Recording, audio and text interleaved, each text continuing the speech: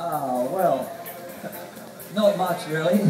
The only thing I think about is the first corner, and like honestly, when that red light goes off, you've got to be ready for it. And I used to pride myself on getting pretty good starts, and I guess a lot of that comes from racing motocross and flat track. It just comes naturally in the end. Fantastic. Well, if you could go back in time to any previous race that you were in, which one would it be and why? Well, I guess I'd probably go back to all the races that I crashed in and do something a little bit differently. But I guess one would be Silverstone. I think it might have been in 2002. I crashed twice in the rain, and I really didn't need to crash the second time, actually. All right, well, which Ducati motorcycle do you own? Well, I'm a little bit spoiled. Sorry? I'm a little bit spoiled. I have quite a few. Okay. I have all my World Championship winning bikes. I mean, I had to have them, and they're in a very great spot, and they're nice and high where nobody can get to them. Of course, I've got all the replicas as well. A lot of them haven't been started, so they're still brand new, apart from the 1098, which I ride quite often, which is still a great bike. I'm still waiting for my Panigale. But yeah, no hurry. I get to ride some beautiful bikes, and next week I'm in Mugello testing the super bike, so I'm really looking forward to that as well. Fantastic. Such a nice little collection you have there. Well, which are your most favorite and least favorite circuits or tracks, and why? Well, I guess the favourites would have to be, well, I love winning in front of the Italian crowd. It's always very special for me, especially Monza is a special place. Also, I don't know what it is between us and the UK guys, but I always like to win there. I didn't really have any unfavourite tracks. I like them all, and I really like coming and learning new tracks as well, like this one here in Clark. I just said I really like new tracks, and I really enjoy coming and riding this one. It's a really, I won't say it's really that physical, but it's very, you have to put a lot of input into the bike, and it's very technical, and I think if the bike's not working to your liking, it's still the rider can get the most out of the track. It's got a few little dangerous spots, but that adds a bit of character, and I love it. All right, Troy. Well, was there ever a point in your career where you thought, I'm tired of racing and I want to do something else? Many times. Many times? And did you ever think about doing something that you'd like to share with us? Yeah, well, I was a spray painter by trade, so I didn't want to go back and do that, so I just needed to be fast. But yeah, when you have crashes and you got broken bones and you need to heal, and there are times when, even right back when I was riding 600 Supersport, like I had some broken wrists. I broke my wrist. I had a bad run, and I was on my third break on the wrist, and I just thought, this is the end. It's not working, and you just want to give up, but you can't do that. You just got to keep pelting your head against the wall, and it turned around for me. Fantastic, and I'm glad that you keep at it. It's a good thing. Now, your sister once declared that when you were 11, you used to say you had two possible future plans: becoming the best motorcycle rider in the world, or robbing a bank with a motorcycle. Do you think you chose the best one?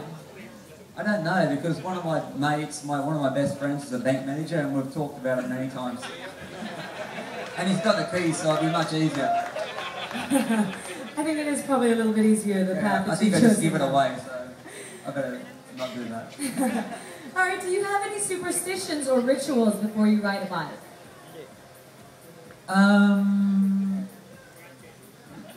Yes and no. Some I can't talk about.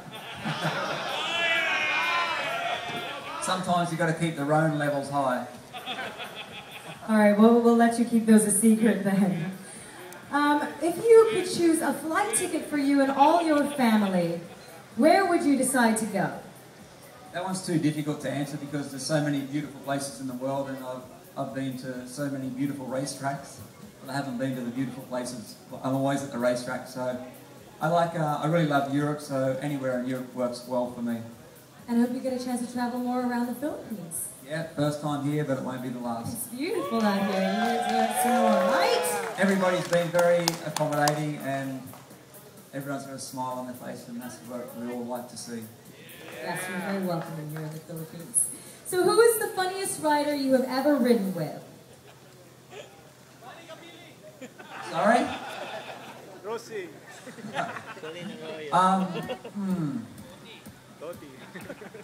Fujiwara, maybe. A couple of the Japanese guys are quite funny. When they get a few beers in them on a Sunday night at the barbecue, they start fighting amongst themselves, so yeah, we had some good time. I mean, Nori was a great friend of mine, but like come Sunday night, the guys are pretty crazy. Alright, well what do you do in your spare time? I love the bicycle. Like the motorcycle is my job, but the bicycle has always been my passion.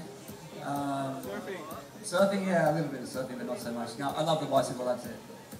Okay, well here you go. I have these multiple choice questions here, and you have to answer one answer only. Which do you prefer, sea or mountain?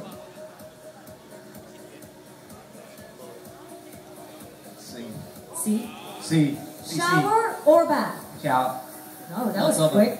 That was an easy one. Lots of them. Beer or wine? Yeah. No peer pressure. Beer or wine? Beer in Australia and wine in Europe. Oh, there you go. Safe answer. All right, so what are the 3 words to best describe Troy Bayliss? Like, for example, never give up. One, never give up. That's been drummed into me for many years by David Tadotsi. Another one would be determined and believe in yourself. Believe in myself. Fantastic. I like those mottos. Those are good ones to live up. That's very good. Applause, please. So what was the best moment of your career and of your life? Wow, very personal question. Yeah, that one's getting pretty difficult, isn't it? It's harder as you The go best down. moment of my life would be having 3 beautiful children and a wife that have always been beside me. And the best racing moment, I guess, was finishing in one piece, but also finishing on top. And sometimes that's difficult because you always think you can go back, but I guess it's a good way to go out, they tell me. All right, fantastic. And final question about the 1199 Panigale. What did you think when you saw the 1199 Panigale prototype for the first time, and what did you feel when you rode it first? Yeah, I've seen many of the Ducati prototypes in the factory very early on when they're still like clay cast models or however you would describe it. And normally when you see the bikes in this state, they don't really look, they're far from finished, so it's hard to understand what it's really going to be like. So I was a little bit undecided when I first seen the 1199.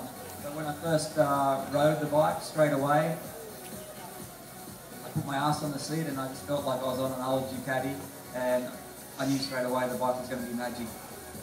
Fantastic. Well, there you have it, ladies and gentlemen. You heard it straight from Mr. Troy Bayliss himself. A round of applause for Mr. Troy Bayliss. Thanks, guys. And now you and I will step off, and I would like to ask